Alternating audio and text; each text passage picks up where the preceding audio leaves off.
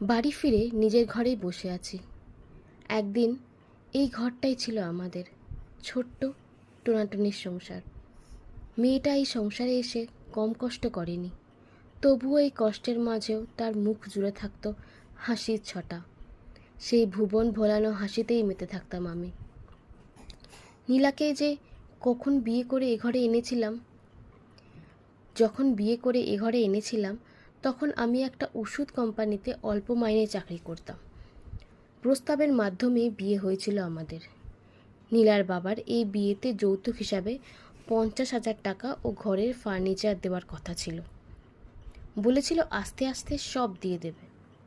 অল্প বেতনের চাকরি, তাও আমি নিয়মিত যেতাম না, বিধায় ভাইয়ের সংসারেই হতো।